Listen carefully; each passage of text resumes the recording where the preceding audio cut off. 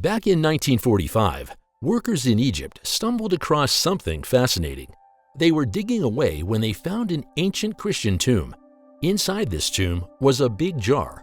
And guess what was inside? 13 ancient manuscripts, all wrapped up in leather. And get this, these manuscripts had 48 separate pieces of writing, which were all about Gnosticism. Gnosticism means teaching salvation through divine knowledge such as oneness, consciousness, and much more. This video will explore the content of one of those manuscripts, so get prepared to blow your mind. In case you don't know, many of the mystical and spiritual teachings we as humans apply today all have their roots in the Bible. The Gospel according to Thomas was one of the great texts discovered at that time. It's not your typical storytelling kind of book. Nope, it's more like a collection of around 114 sayings that are credited to Jesus. The opening statement of the text is, "These are the secret words which Jesus, the living one, spoke, and Didymus Judas Thomas wrote down. And he said, Whoever finds the interpretation of these sayings shall never taste death. Let not him who seeks desist until he finds. When he finds, he will be troubled. When he is troubled, he will marvel, and he will reign over the universe." You know, the cool thing about these sayings isn't just the words themselves.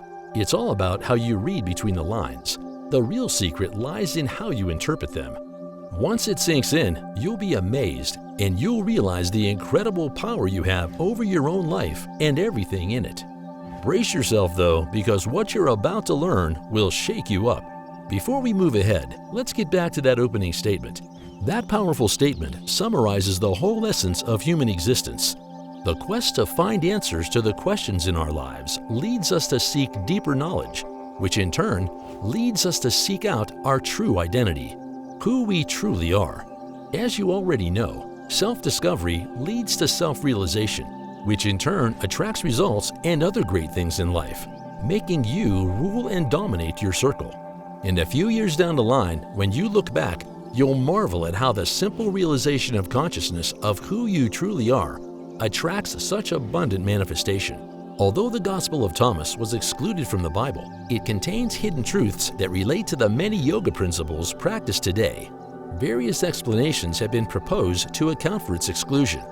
One argument put forth by religious scholars is that the reading of the Gospel of Thomas, in conjunction with the New Testament, reveals obvious differences. It presents a version of Jesus that diverges from the teachings found in the mainstream Bible. These scholars assert that these teachings align more closely with certain philosophical concepts that gained popularity but are not considered fundamental to the core teachings of the Bible. Greg Braden has this fascinating take on the lost Gospel of Thomas. According to him, this text is a powerhouse because it contains the actual words of Jesus, teaching people how to tap into the power of human emotions in their lives. Indigenous and ancient folks knew about it, which is the reason they meticulously safeguarded the manuscripts. Now let's dig into some of Jesus' sayings from the Gospel according to Thomas and see how we might interpret them. If those who lead you say to you, "See, the kingdom is in the sky," then the birds of the sky will precede you. If they say to you, "It is in the sea," then the fish will precede you. Rather, the kingdom is inside of you and it is outside of you. When you come to know yourselves, then you will become known, and you will realize that it is you who are the sons of the living Father. But if you do not know yourselves, you dwell in poverty, and it is you who are that poverty. This teaching is all about the consequences of thinking that power lies outside of you. If you buy into that idea that some external force or someone else has control, you will forever live as a victim of circumstances, propelled by such forces. In like manner, once you discover your authentic self and understand that you are connected to a greater power, God, this realization will enable you to live a life of fulfillment and abundance. In other words, that power is both inside and outside of you. Your external circumstances are a reflection of your internal state. On the flip side, if you don't understand yourself, you end up living in a kind of poverty. And here, it's not only about lacking money, it's about lacking understanding and connection. Your pessimistic nature will attract all the negative things you could ever think of. Believing that external events control your life keeps you from experiencing the richness that's rightfully yours. It's like a self-fulfilling prophecy. You manifest what you believe. So understanding your inner power is key to living a truly abundant life. What a powerful truth on manifestation that has been hidden from us for centuries. And do you know that a few other verses confirm this concept in the Bible? Proverbs 23:7 says, "As a man thinks, so does he become." Proverbs 4:23, "Above all else, guard your thoughts, for they influence everything else in your life."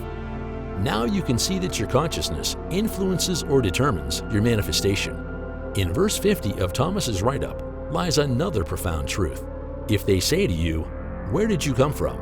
say to them, "We came from the light," the place where light came into being on its own accord and established itself and became manifest through their image. The use of the word light is a powerful metaphor to describe the origin of humans and the interconnectedness of us all.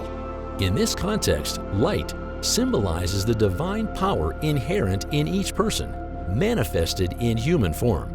It represents the core essence of every individual, the all-encompassing force that exists within each of us. This consciousness is dynamic and living through us. Take note of the latter part of that verse. It says, "We all came from light." The question is, who is this light? In John 8:12, "Then Jesus spoke again unto them, saying, I am the light of the world." We are all one, connected to a source of light that lives and shines through us. This inherent desire in every man to find fulfillment and joy simply means finding an expression of this light. In verse 77 of the manuscript, Jesus said, "It is I who am the light which is above them all. It is I who am the all. From me did the all come forth, and unto me did the all extend. Split a piece of wood, and I am there. Lift up the stone, and you will find me there." This verse once again emphasizes the interconnectedness of all things through the idea of one consciousness. This singular consciousness resides within everything on earth. Verse 113, his disciples said to him, "When will the kingdom come?" Jesus said, "It will not come by waiting for it." It will not be a matter of saying, "Here it is," or "There it is." Rather, the kingdom of the Father is spread out upon the earth, and men do not see it. The kingdom is within you. The power has always been within you, though you may have lost sight of it over time. The idea is that you don't have to wait to tap into this consciousness. It's already a part of everything, including each individual. According to Greg Braden, your thoughts and emotions play a crucial role in shaping your life. They have the power to manifest. To unlock the force of your divine nature, it's essential to understand how this process works. Science can shed light on the mechanics, but the language that connects with the divine nature goes beyond what science can tell. This aligns with the teachings of Christ about faith. That's what everything is all about. Faith in the power put within yourself, and primarily, faith in God. No wonder the New Testament rightly summarizes in Hebrews 11:16 by saying, "Without faith it is impossible to please God." Pleasing God simply means finding expression in His light in your life. For instance, when Christ talks about moving mountains, it emphasizes the importance of belief without doubt. If you truly believe that what you say will come to pass, then you will have all that you say.